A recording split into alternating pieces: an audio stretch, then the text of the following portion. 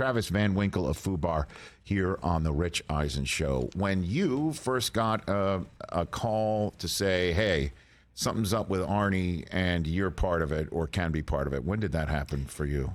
Walk me through that moment. I was in Toronto filming a CBS show called Good Sam, and my agents had given me some other auditions to go out for. And I remember I was like, I don't want to go out on these. I want that Arnold show.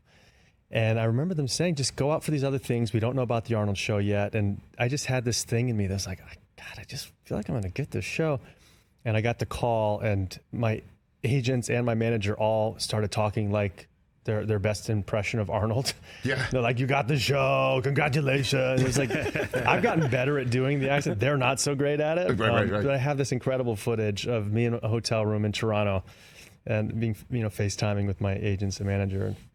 It was it's an incredible moment just to know that I was going to get to work with Arnold. I have respected the man my whole life. I've looked up to him. I've learned from him. I've watched interviews. I've watched all his films. I've idolized his body. And then to be able to actually share space with him, it was intimidating at first to think like, oh, dang. Yeah. I'm going to go work with this guy? Right. I've known him my whole life. He doesn't even know who I am. And there's this weird, celebrity thing that happens where like I've known him forever and built up this expectation. Right.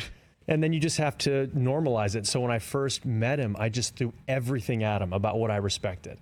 I went out of my way. Right away? Yep. I met him and I just said, hey, I got to get this out of the way. I said I respected him for his movies and for his bodybuilding and all these things. And then I felt like I could build a relationship with him. Right. How did he take it from you? Like easily. He's adored everywhere. So I think he appreciated it.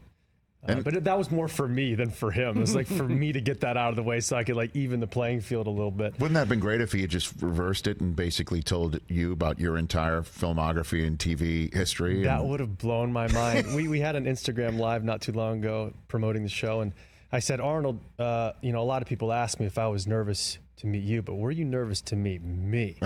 And he's like, He's like, yeah, every time you came in the room, the heat would turn up. But he goes, but not because I was intimidated, but because your abs. He's like, I haven't seen my abs in 30 years. He's like, you have amazing abs. And wow. Now that and I was like, thanks, is Arnold. the highest compliment. Oh, great. No, that is a very good Arnold Schwarzenegger.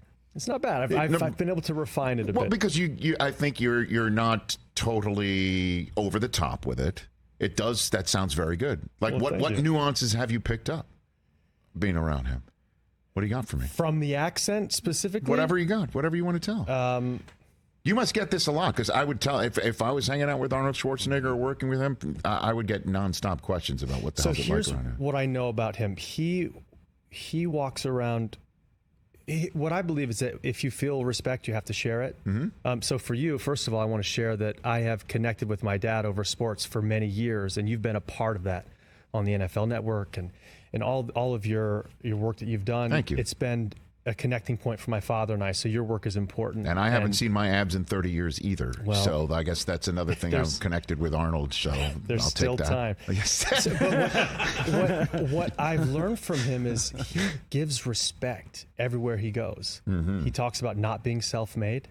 He's like, everyone else has made me. Everyone else has made my success possible. And every event that I've been to, every time he's had to speak publicly, he will go out of his way to make sure everyone in the room feels seen, valued, and heard and respected. And then he goes on to talk about, his life. But that's something I've learned, and I really value that. And the neat thing is, like, when you see this show, and you've seen the entirety of it, right, Chris? Yeah. Okay. Me and TJ have ripped through this. Right, and I'm in process with 3 kids ripping through it. There's a True Lies feel to this thing. Oh yeah. You know what I mean? Like that. This feels like something that's part of his collection. Yep. It works. You know what I mean? Well, that was his favorite film. I mean, he publicly speaks about that often. That was such a great film for him, and it came after Last Action Hero, which didn't do well, and that didn't sit with him well. Having a movie that he really loved and respected not be received. And so True Lies came after that. And then True Lies put him really back on the map in a big way. And I believe he reached out to Netflix and said, I want to do a show like that. And so they just made something happen. And now here it is. And now we're here. See, for me, if I had to choose one, and I know this is not many people would do that, but the Running Man for me is, I don't know, maybe because again there's a game show element to it. Richard Dawson's in it as the criminal. Jesse Ventura before he was the Mind. Jim Brown, right? Jim Brown was in it. I was always Total Recall guy because I was younger and the woman had 3 boobs. And I'm like, that's the coolest thing. I was thinking it. I wasn't going to say it. Yeah. I'm glad that you did. I was in high school. I was like, that was the coolest thing in the world. So out of everything in Total Recall, that's the only thing I remember. It's groundbreaking filmmaking. That's what you. That's well, I guess you're in high school. I was in high school. Sharon Stone's in it too. I mean, Yeah. She wasn't the one with the 3? She did not have the 3. No. But she just had 2. Yeah, she's just in it. Okay. Yeah. Very good. Anyways, moving on. Travis Van Winkle here on The Rich Eisen Show. Catch The Rich Eisen Show every single day on the Roku channel, 12 to 3 Eastern, for free.